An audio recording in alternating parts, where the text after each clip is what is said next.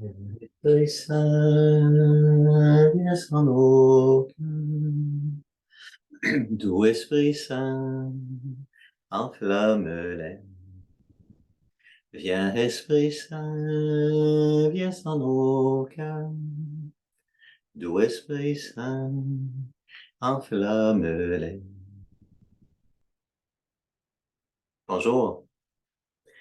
Alors, nous poursuivons notre réflexion sur l'énoncé de mission et nous allons conclure aujourd'hui une partie, celle qui concerne donc la deuxième ligne de notre énoncé de mission pour incarner la parole et l'amour de Jésus. Alors, on va terminer une série d'enseignements sur cette partie. On pourra y revenir plus tard. Bien sûr, c'est sans fin toute la réflexion qu'il y a à faire là-dessus, mais mon objectif, c'est simplement de vous proposer quelques éléments pour votre réflexion et votre partage surtout. Alors, donc aujourd'hui, je vais aborder très brièvement la question de la troisième puissance de l'âme. Vous vous souvenez on reconnaît trois puissances de l'âme, l'entendement, ou la raison, la volonté et la mémoire. Alors jusqu'à maintenant, on a parlé de l'entendement et de la volonté, comment l'entendement et la volonté collaborent dans l'action humaine. Et aujourd'hui, on va aborder la question de la mémoire à laquelle on associe l'imagination et la sensibilité. Donc, la mémoire, c'est un vaste univers. Vous comprenez que parler de mémoire, c'est ouvrir un vaste univers, un très vaste univers que nous allons explorer très brièvement aujourd'hui. Donc, il y a la mémoire consciente et la mémoire inconsciente. Bien sûr, la mémoire, c'est pas simplement une petite partie de mon cerveau dans laquelle sont contenus un certain nombre d'informations et de souvenirs. Donc, il y a tout ce dont on se souvient, mais tout ce dont on ne se souvient plus, qui est quand même inscrit en nous. Et tout ce qu'on voudrait oublier. Combien de fois des gens me disent comment on fait pour oublier? Il y a tellement de choses qui sont dans nos souvenirs, notre mémoire qu'on aimerait pouvoir oublier. Il y a la mémoire du corps, évidemment. Alors, je ne sais pas si vous voyez, donc il y a quelques semaines, je me suis échappé une bûche sur le petit doigt et mon petit doigt, il s'en souvient encore, donc il est encore sensible quand j'y touche. Donc, toute la mémoire du corps, alors, qui est beaucoup plus que des blessures physiques. C'est sûr, toutes les blessures physiques que j'ai pu me faire, regarde la mémoire dans mon corps, mais tous les événements de ma vie sont en quelque sorte conservés dans la mémoire de mon corps, de toutes sortes de manières, dans toutes sortes d'endroits de mon corps, ce qu'on va appeler la somatisation, que nous, on pourrait appeler l'incarnation. On a vécu des événements et mystérieusement, ça se loge dans notre corps et de temps en temps, ça va ressortir. Il y a toute la mémoire du cœur, évidemment. À Joliette, on a une maison qui s'appelle la maison Mémoire du cœur, où on accueille des personnes qui souffrent d'Alzheimer. Vous voyez, donc les personnes souffrent d'Alzheimer, donc elles perdent une partie de la mémoire consciente, mais on dit la mémoire du cœur, ça ne s'efface jamais. Vous voyez? Donc la mémoire, c'est tout un vaste univers. La mémoire intervient évidemment dans mes actions, dans mes décisions. Elle a un gros impact, un très, très grand impact en fait, dans mes décisions et bien mes actions. Elle intervient d'une manière positive ou négative, d'une manière constructive pour le bien ou une manière destructive pour le mal. Donc, d'abord pour le bien, évidemment. Donc, tout ce que j'ai appris, tout ce que j'ai appris dans ma vie, ça me sert aujourd'hui. Toute l'expérience, j'ai développé de l'expérience dans tel domaine, c'est inscrit en moi, ça fait partie, bien sûr, de ma mémoire, toutes les habiletés que j'ai développées au cours de ma vie. C'est gravé en moi. L'exemple classique, évidemment, c'est celui du pianiste. Quand je commence à apprendre le piano, il faut que je pense à chaque note que je fais, do, ré, mi, tung, tung, tung. Et à un moment donné, je n'y pense plus du tout. C'est inscrit en moi. Donc, il y a une mémoire de tout ça. Et le pianiste, il n'est pas en train de réfléchir à chacune des notes qu'il fait. C'est devenu naturel, c'est devenu automatique. Par exemple, c'est la mémoire qui travaille. Quelle mémoire? Il y a une mémoire. D'un point de vue moral, on va appeler ça la vertu. La vertu, qu'est-ce que c'est? C'est la mémoire. C'est l'habitude de bien faire ce qu'on doit faire. Je suis honnête. Pas parce qu'à chaque fois que j'ai une action à poser, je réfléchis pour voir qu'est-ce qui serait le mieux. Mais non, je n'en sortirai plus. Je suis honnête parce que j'ai l'habitude d'être honnête. C'est inscrit en moi. J'ai développé cette vertu. Je suis patient, j'ai telle vertu. La vertu, c'est l'habitude. Donc, vous voyez, la mémoire qui est en moi, qui me permet de faire ce que j'ai à faire. Et toute mon histoire fait en sorte que je vais être, par exemple, plus sensible à certaines situations, à certaines personnes à cause de mon histoire, au moins sensible à cause de mon histoire. Vous voyez, donc, ma mémoire fait de moi une personne extraordinaire, un gros impact positif sur ma vie, me permet de réaliser de grandes choses sans être toujours en train de devoir réfléchir à chaque moment à ce que je suis en train de faire. Mais, évidemment, la mémoire nous joue aussi des tours. Elle a aussi un impact sur nos actions, sur nos décisions et elle nous amène à faire des mauvais choix. Elle nous amène à prendre des mauvaises décisions. D'entrée de jeu, je pourrais dire, et on en reparlera peut-être un jour, que la plupart, selon moi, c'est une affirmation très personnelle, mais selon moi, la plupart de nos péchés, de ce qu'on appelle des péchés, des actions mauvaises que l'on fait, sont des péchés liés à la mémoire. La plupart de nos péchés, ou la plupart des actions mauvaises qu'on pose, sont liées à la mémoire. Donc, elles ont une histoire. Vous voyez? Alors, le classique, on va dire, une personne est méchante parce qu'elle a été blessée. J'ai été blessé dans mon histoire, je blesse à mon tour. Vous voyez, ça fait partie de la mémoire. J'ai des mauvais souvenirs. Il y a une belle expression en français, une drôle d'expression. On dit « chat échaudé craint l'eau froide ». Au début, je me disais, c'est quoi cette affaire-là? Chat échaudé craint l'eau chaude. Chat échaudé craint l'eau froide. Donc, il a été échaudé. Et alors, tout ce qui a l'apparence de quelque chose de semblable, dès que je vois de l'eau, dès qu'il voit de l'eau, il pense que ça peut être de l'eau chaude. Ça ne l'est peut-être pas du tout, ça ne l'est probablement pas. Donc, dans nos vies, on a vécu des mauvais souvenirs et tout ce qui s'apparente à cela crée tout de suite une peur, une inquiétude. Donc, tous ces mauvais souvenirs qui sont en nous. La mémoire est unie à l'imagination. La mémoire est unie à l'imagination. On imagine des choses à partir de notre mémoire, à partir de notre histoire, à partir de ce qu'on a vécu. Donc, je vais rencontrer quelqu'un et je connais cette personne-là, donc j'imagine comment il va réagir. Ou je n'irai pas la rencontrer parce que j'imagine comment il va réagir. C'est très difficile d'être libéré de ça. Essayez de faire l'expérience d'aller rencontrer quelqu'un en faisant abstraction de ce que vous connaissez de cette personne-là et de vivre pleinement, purement, c'est théorique bien sûr, purement le moment présent. Juste prendre conscience de comment notre imagination, notre mémoire a un gros impact sur notre manière d'entrer en relation avec les personnes. Et cet impact-là est toujours en quelque sorte négatif parce qu'on ne vit pas dans le moment présent. Vous voyez? Alors, donc, globalement, je réagis aujourd'hui, dans mon présent, à partir de tout ce que mon histoire a fait de moi. Et mon histoire, elle est liée à l'histoire des autres. Mon histoire, elle est faite de relations, elle est faite de personnes rencontrées, d'événements vécus principalement avec des personnes. Je peux avoir vécu un événement en me promenant seul dans la forêt, mais les événements de ma vie sont principalement des événements relationnels. Et donc, mon histoire, elle est liée à celle des autres et leur histoire est liée à celle des autres dans leur histoire, etc., etc. Vous voyez? Donc, on peut remonter comme ça jusqu'à l'origine du monde. Donc, en quelque sorte, moi, ici, maintenant, dans mon moment présent, je porte en moi tout un pan de l'histoire de l'humanité qui peut remonter jusqu'à la nuit des temps avec ce que cette humanité porte de meilleur et de pire, de beau et de moins beau. Donc, évidemment, de beau, l'humanité elle est en croissance, c'est extraordinaire. Je donne juste un exemple tout simple, et après ça, vous l'étendrez tant que vous voudrez.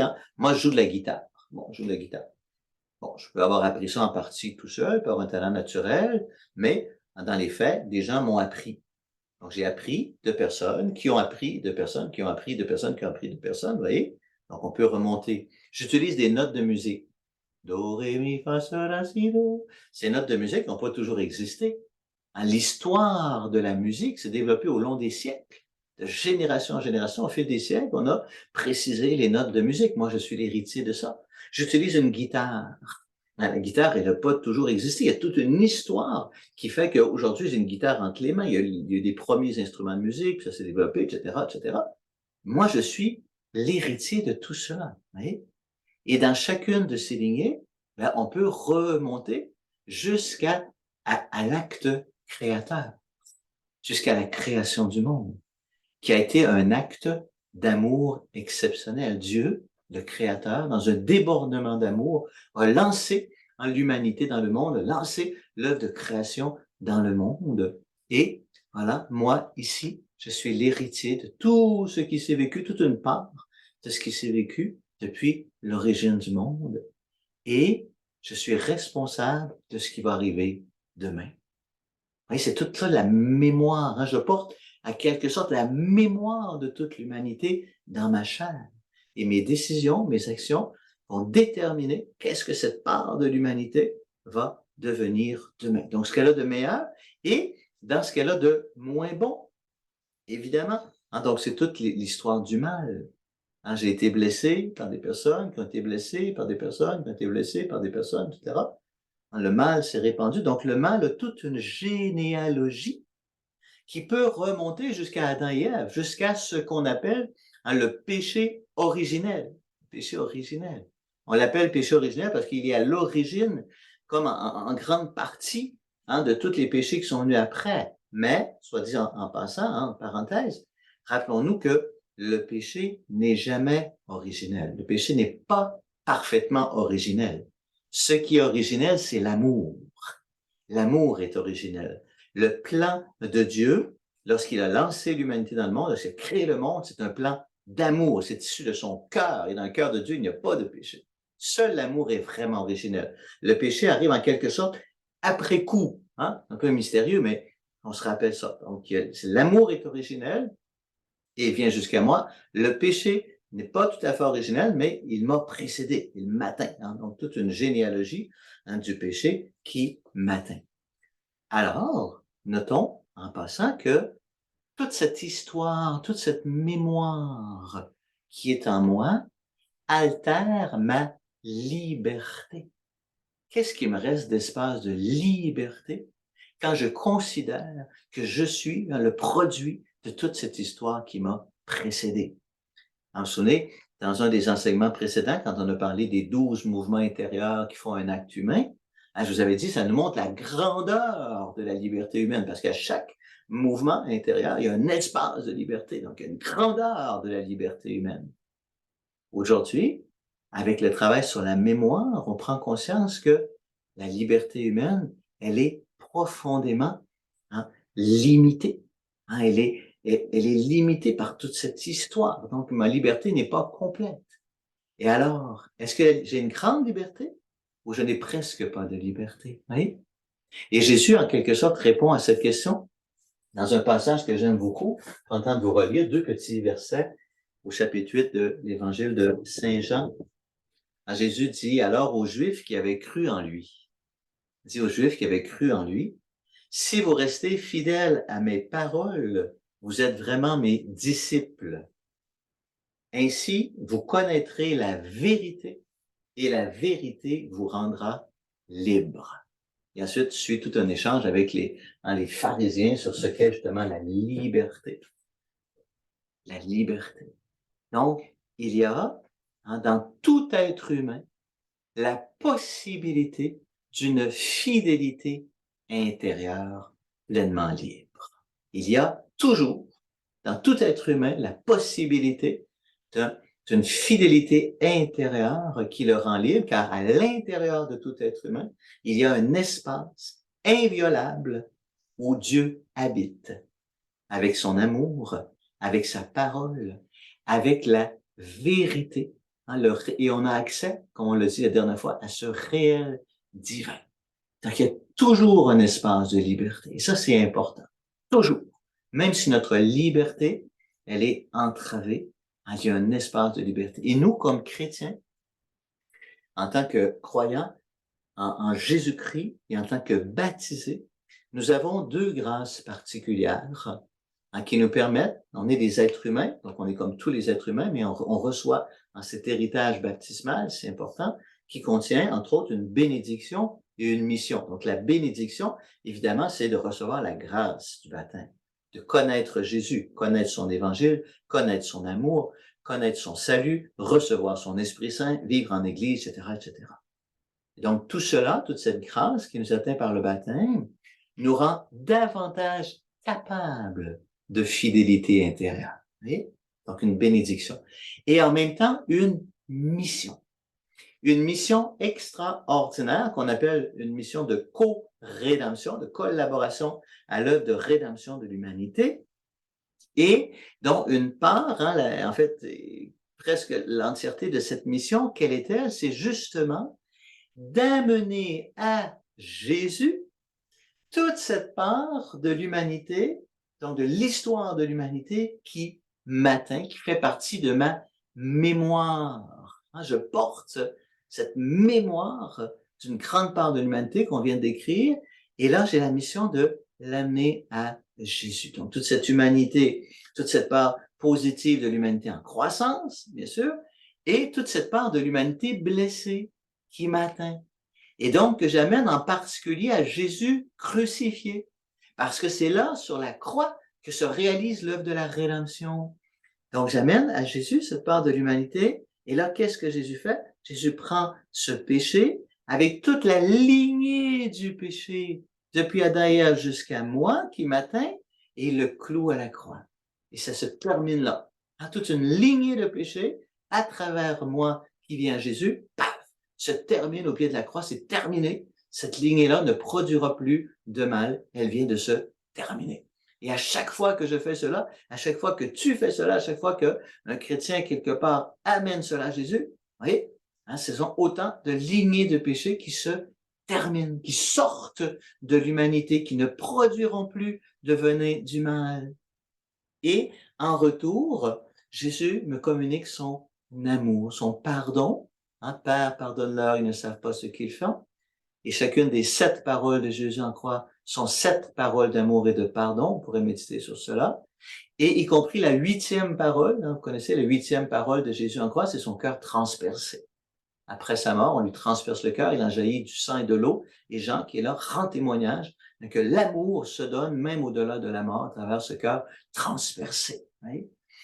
Et donc, j'amène une lignée de péché à la croix, je reçois l'amour de Jésus crucifié, et cet amour entre par moi dans le monde. Vous voyez quel échange extraordinaire, hein?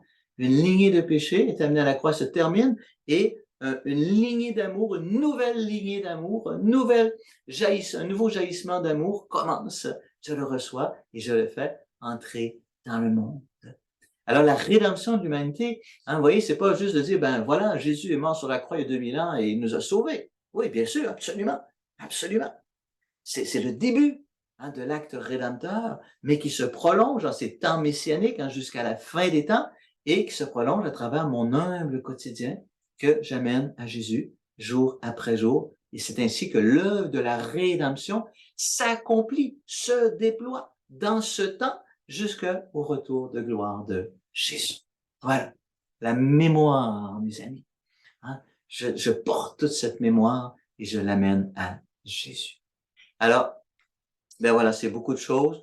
Je vous invite simplement à partager entre vous qu'est-ce que vous avez compris de tout cela, si vous avez compris quelque chose. Je suis conscient que ça peut être un peu neuf, un peu long, mais prenez le temps.